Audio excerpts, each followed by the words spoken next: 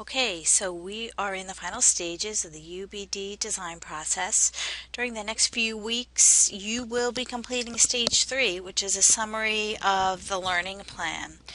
Before we get started with that, I just want to talk a little bit about the application that I'm using to create this tutorial. I'm using the subscription-based application of Jing, Jing, which I've used in the past. And that application is called Camtasia. I prefer Camtasia because it doesn't have any video length requirements and it contains many rich editing tools. And one of the things it allows you to do is to create closed captioning. This is very important when it comes to the Americans with Disability Act. Whenever you're creating technology, you should be creating it with the ADA accessibility and compliance guidelines in mind. That doesn't always happen. As you can see, I've created many of these tutorials in this particular class, and I haven't included closed captioning, partly because I know that we don't have any students with, for example, hearing disabilities, but it's something you should definitely be cognizant of. As a matter of fact, this past February 2015, the Advocates for the Deaf filed federal lawsuits against Harvard and MIT saying that the universities violated anti-discrimination laws by failing to provide closed captioning in their online lectures, courses, podcasts, and other educational materials. So while closed captioning is only being addressed by the deaf community in higher education, I would imagine at some point it may include the K through 12 level as well as other disability organizations like the blind in terms of readability. This is just something to be aware of as an educator who deals with technology. So that's a little side note. Okay, so back to our design process. So you're creating your learning plan. And this is the opportunity really to synthesize what you have learned throughout the semester and apply it to your learning plan. Keep in mind that according to Wiggins and McTighe themselves, they specifically say, and this is in quotes, the UBD design process is a set of helpful design tools and design standards. It is not a rigid program or a prescriptive recipe. So with that said, they allow for much flexibility in the design of the learning plan. So it's really up to you to come up with a format that you'd like to use. We had talked previously a little bit about the Madeline Hunter template that some of you have learned. You can apply that model here if you'd like. Very often the district or the principal within your school will have a request regarding a particular lesson plan format. Of course, you would want to go with their request. For this particular project, I have no requirements in terms of the actual learning or lesson plan. You include what you feel would be worthwhile for you to use in the future. There are just a couple of things that I want you to be sure that you do include, and I'll go over some of those things. So be sure that your learning plan, first of all, reflects the goals of stage 1 and the assessments of stage 2. So I'm constantly going to be referring back to the first 2 stages of your backward design and making sure that you're incorporating your essential questions, the skills, the understandings that you want your students to learn as a result of the lesson. And also include the key elements that are outlined in the Where To approach. Where To is an acronym, WHERETO. It's a framework that Wiggins and McTighe present in terms of designing an effective effective and an efficient lesson. I've included a video by Deborah Scott that discusses this approach in detail, and I will show you how I've applied it to my learning plan as an example a little bit later in this tutorial. And also make sure you include what you've learned throughout the semester in your learning plan. So for example, during weeks 3 and 4, you reflected upon various instructional methodologies, including differentiated instruction, cooperative learning, problem-based learning, inclusion, and multiple intelligences. You certainly don't need to include all of those, but there should be some aspect of at least one of these within your design. You also wrote about constructivist learning theory and other learning theories. You chose another learning theory such as motivational theory, Bloom's learning taxonomy, Kolb's learning modes, etc. So again, let's include some of what you learned regarding that learning theory within your learning plan. And in week 5, you learned about various models for teaching research.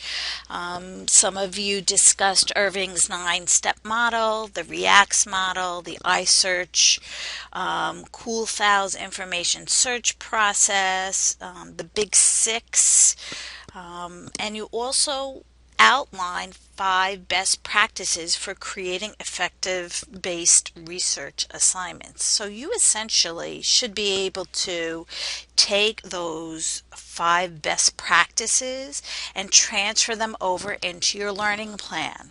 Okay. Most of you, all of you did a really great job with that, and so much of what you've done in these previous weeks should easily transfer over into what we're doing now at this phase. Finally, your learning plan should include a reference to your technology application. So a little more clarification on that. Your lesson needs to have some aspect of an original technology application that was designed by you. It doesn't have to be the entire lesson, but there needs to be some aspect within your learning plan regarding the technology application. So again, to reiterate, you're not expected to include everything that you've learned. That would just result in a chaotic and overly designed lesson. But your learning plan should be simple and a balanced lesson that includes the effective instructional design methods and concepts that you've learned throughout the semester. Okay, so using my design that we have on the screen, I'll point out some of what you've learned throughout the semesters in terms of the instructional design of my lesson. So to reiterate, my lesson topic has to do with the Dust Bowl for 8th graders. First, you'll notice that I don't use any formal lesson plan. I've created more of a summary, and again, that's fine if you choose to do this. However, when starting your teaching career, it's sometimes best to include as many details and exact step-by-step processes as you can.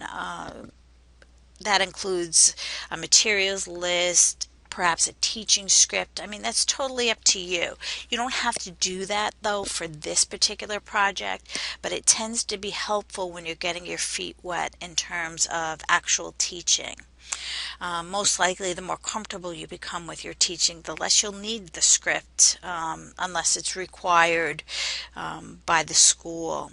So, regarding my lesson plan, just to take a look at some of the aspects that I've included, you will notice that the first thing I've done is included a motivational activity or a hook. Hook is part of the Where To acronym. To open up the lesson by asking students to brainstorm why families may suddenly leave their homes and their belongings to move away. I also engage some of their previous knowledge on the topic by discussing perhaps their personal experiences with Hurricane Sandy or what they've heard from others. That's a way just to get them motivated and listening to what comes next in the lesson.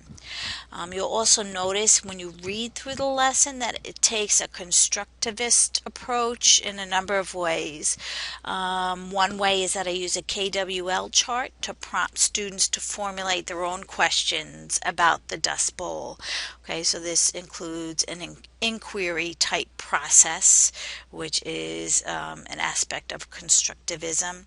It includes flexibility in the expression of their learning by allowing the students to choose which project they want to use, and also a pretty open-ended project, which means they can choose from what perspective they want to write their project, and that kind of ties into the multiple intelligences aspect. The lesson also encourages group work and the use of peers as resources through a think, pair, share activity. That's the collaborative learning methodology. I use that very often in my lessons. I also use a number of graphic organizers, which is really critical for anybody, but particularly novice researchers. It just helps them to visually connect the new information to their existing knowledge and see how the concepts essentially relate to each other. So whenever you can use graphic organizers, that's really important, and it supports a constructivist approach. I've applied the Where To guidelines. I've highlighted them in yellow so you can take a look and see how I've associated them with each step in the learning plan. I've included some of Bloom's higher order thinking skills by requiring the students to analyze first person accounts, to synthesize multiple first person accounts into a comprehensive response, and to create an item for assessment, being a newspaper article, a journal, or a letter. So analysis, synthesis, and creation are all higher learning skills. You've also noticed that I've included all of the goals and desired results of stage 1 somewhere throughout the process, and made connections to overall understandings that I want the students to be able to transfer to new learning environments. That's really the goal of UBD design, is for students to walk away with overall understandings that may apply to new learning environments. So I've done that by asking students to use their new knowledge to identify examples of other natural disasters that have been combined with human activity that have resulted in dire consequences, okay, based on their existing knowledge. So hopefully this demonstration gives you some additional guidance on how to develop your learning plan and how to incorporate some of the instructional design concepts and educational theories you've learned throughout the semester. So at any point, if you have questions, please let me know. Use the resources that I've supplied to you, and get creative and have fun with this. Okay? Thank you.